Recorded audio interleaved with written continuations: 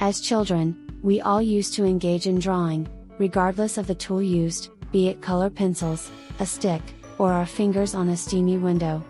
However, even then, you may have noticed that some kids were better at it than you were.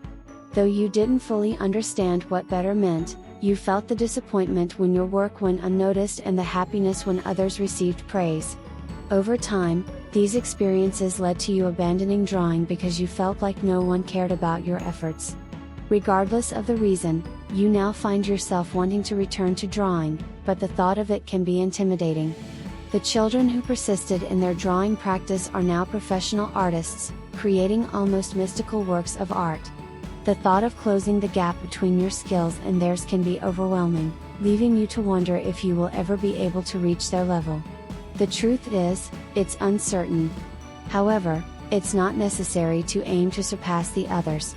Your goal should be to bring your vision of drawing whatever you desire in any style to life, without being overly concerned with criticism for mistakes.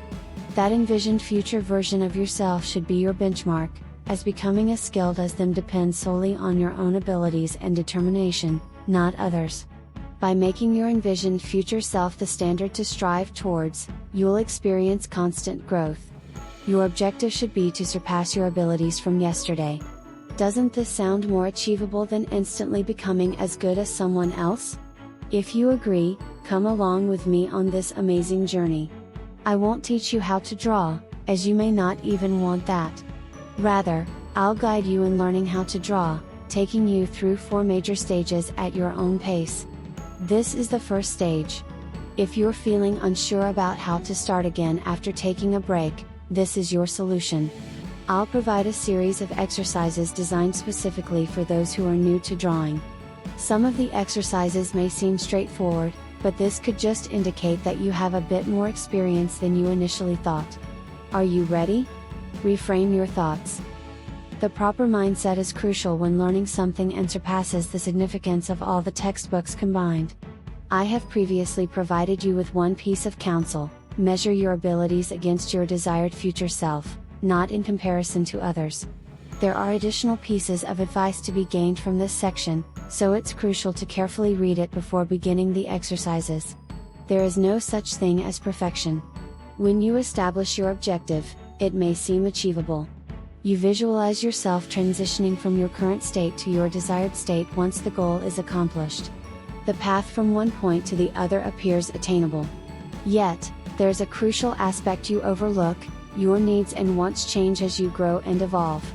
It may appear impressive to be able to sketch a stick figure at present, but only because it is currently beyond your abilities. Once you have achieved your goal, its appeal diminishes, and you seek something more challenging. It's not possible to desire something that you already possess. This is why you may lament not being able to draw a stick figure as if it were a valuable talent, while someone who can already draw stick figures may express frustration at not being able to create a more realistic human figure. It is a fundamental aspect of human nature that there is no threshold of proficiency that can be reached. Embrace this truth. You will never reach a state where you believe your abilities are exceptional and require no further development. Such a mindset will never materialize.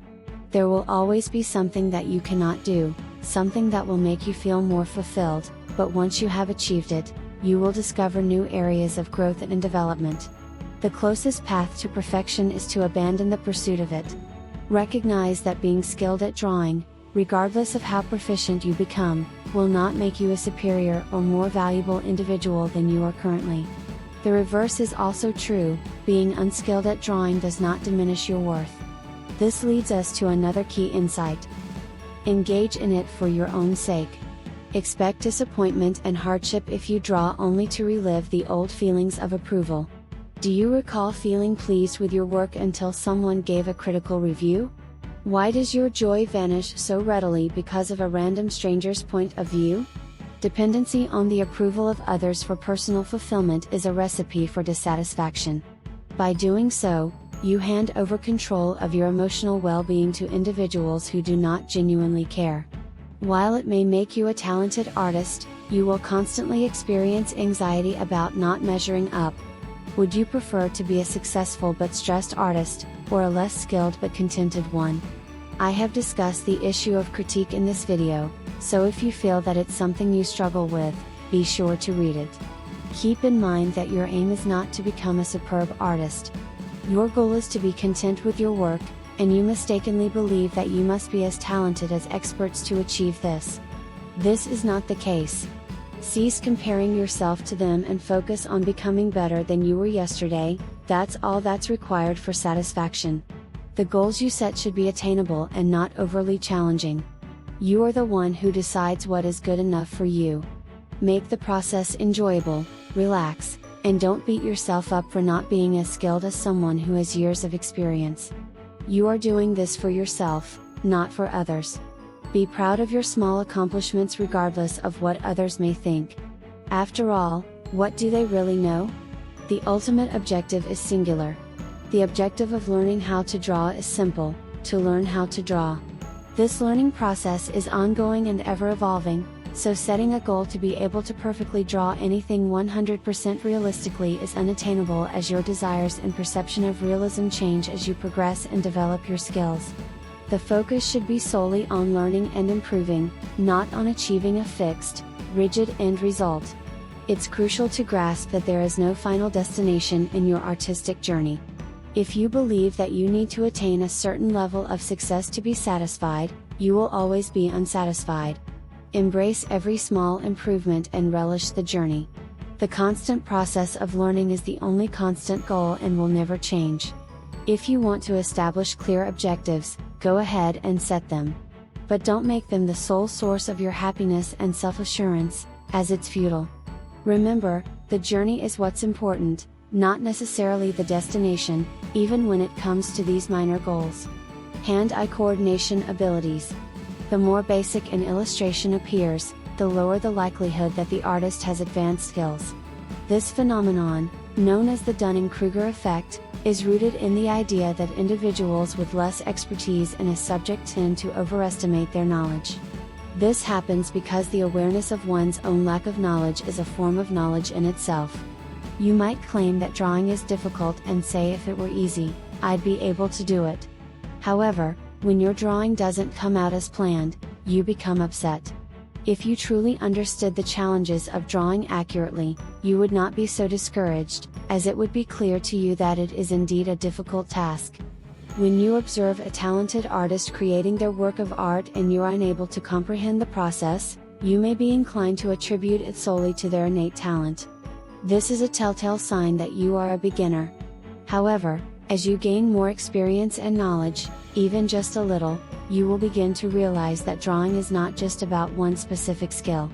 Drawing can be defined as the act of making marks on a surface.